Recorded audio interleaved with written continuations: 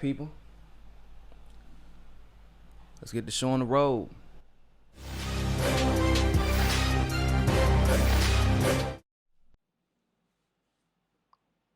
Hey. Hey, Tulsi haters. What's up? How y'all doing? Y'all go talk to me for a second? I just want you to sit down. You know, we need a little face-to-face. We're going to have a conversation today. We're gonna have a conversation about the coup in Bolivia. We're going to have a conversation about the foreign policy candidate, the peace candidate, the anti-war candidate. Okay? All right? We're going to have a conversation about not only political consistency, but philosophical consistency. And we're going to have a conversation about what journalism looks like and what reactionism looks like. Okay? We're going to have that conversation today. But before we do, Tulsi finally spoke out on the coup in Bolivia. Now, I should make a couple of caveats after I read this statement to you, but her statement, by far, is the best statement. The best statement.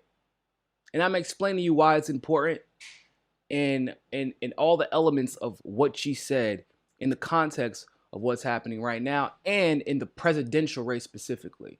So,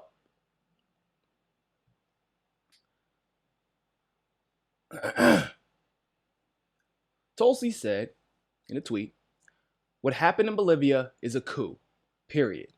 The United States and other countries should not be interfering in the Bolivian people's pursuit of self-determination and right to choose their own government." Boy, that don't sound like a good things or good, bad things or bad things, Tulsi. That sounds like a very definitive and affirmative statement. Like you're making a declaration. You're not just saying, well, maybe, possibly, it might be. Nah, that's not what's happening here. So first, before I continue to tell you what this statement really means in the grand scheme, let me say a couple of things. One of the reasons that Tulsi did not speak out earlier was because if you watched, coincidentally enough, the interview she had with the Convo Couch here on the MCSC network, she actually said, I'm gathering the facts on Bolivia. I have to do my research because I want to make sure that we get it right. She wasn't just going to speak just to speak. Once again, she wasn't going to give one of those good things are good, bad things are bad, free and fair elections nonsense. We know everybody should have free and fair elections. And the hell does that mean to me? That we know, okay? Everybody deserves it. That's cool. Now what? What's going to happen next? What would you do different? So on our network, she actually told us exactly what she was doing, just like she said time and time again what she's doing. If she doesn't give a statement on something, she says, you know what? I'm going to study that. I'm going to research that. And I'm going to give an answer when I have the facts. I'm not just going to tell you something to placate the left. I'm not just going to say something to placate the haters. I'm going to do my due diligence. Now, with that being said, she was sick as hell and on a plane the majority of the time. If you've noticed, she had been relatively inactive on Twitter before the debates. She didn't have any live streams. She didn't have any interviews. She didn't do any new videos. She didn't even do her pre-debate video that she normally does. She canceled a bunch of her events that weekend. In that week, and she didn't even do an event in Atlanta, and she couldn't even stay after to talk to people in Atlanta because that's how sick she was. She was sick on the debate stage. So if I'm sick as a dog, because she was sick, apparently, and this is not according to myself, this is according to her press assistant, and then her husband reconfirmed it to Sofia yesterday on Twitter, actually, in public. So you can go check that out. So she was sick. Her options were, if I have the energy, I have to prep for this debate or do this mass amount of research. She prepped for the debate because it was more imminent.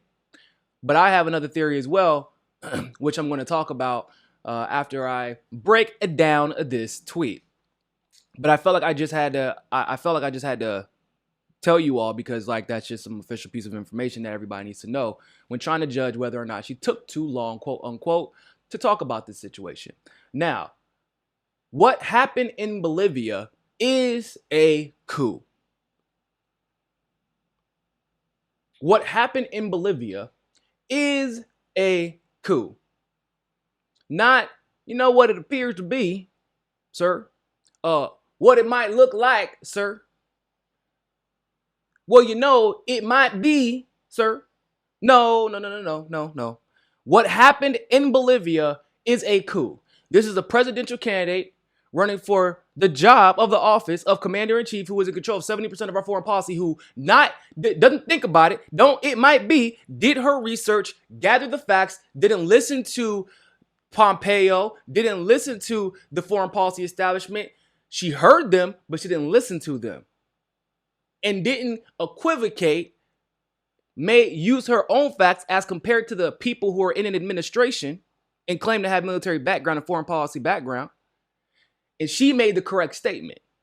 But then she goes on to say, of course, the United States and other countries cannot be interfering in the people's pursuit of self-determination and right to choose their own government. Listen, y'all. The United States should not be interfering. Do you know what that says to me?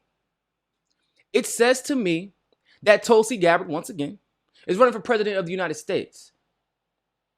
It says to me that she takes the time to gather information and facts because she knows what office she's running for.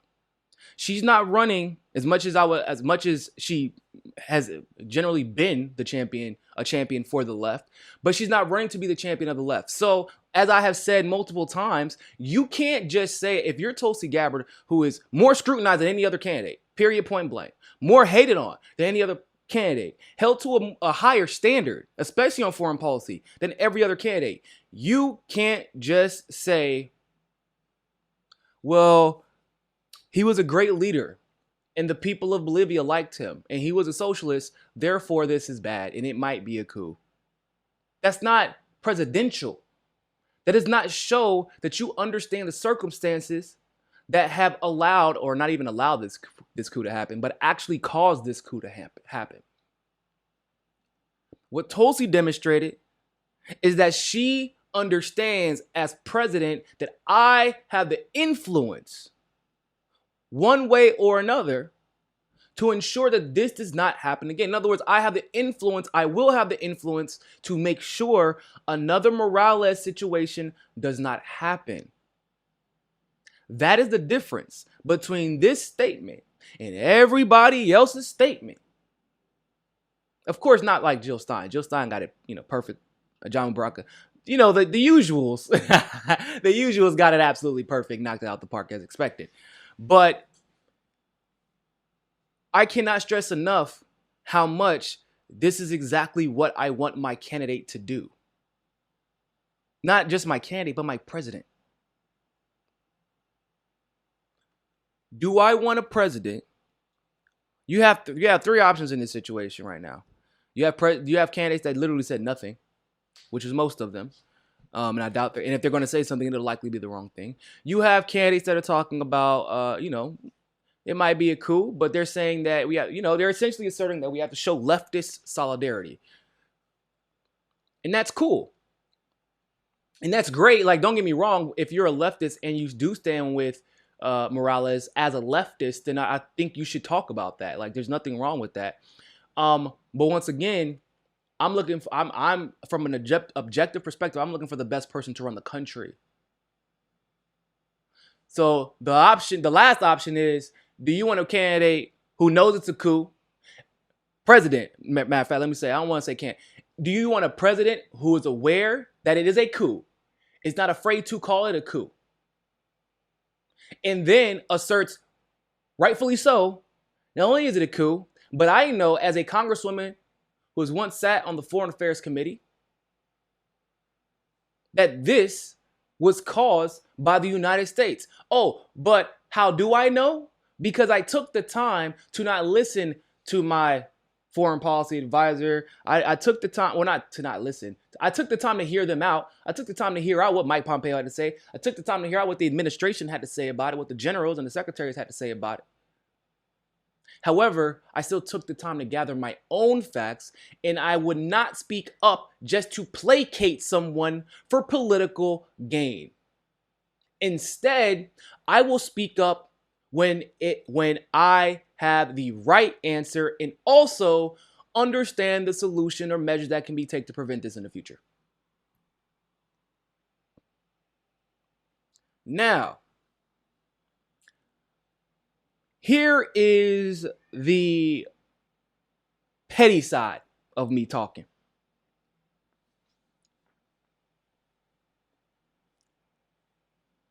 Y'all better keep that same energy. Y'all better keep that same energy. Because for the last 3 weeks, all of a sudden, these people, because let's be honest, right? Tulsi's statement is better than Bernie's. Tulsi's statement is by and large and by far not even close. It's better than Bernie's. Bernie was first, but that's cool. I had an iPhone 1 before I had an iPhone XS Max. That's all I'm saying. Okay?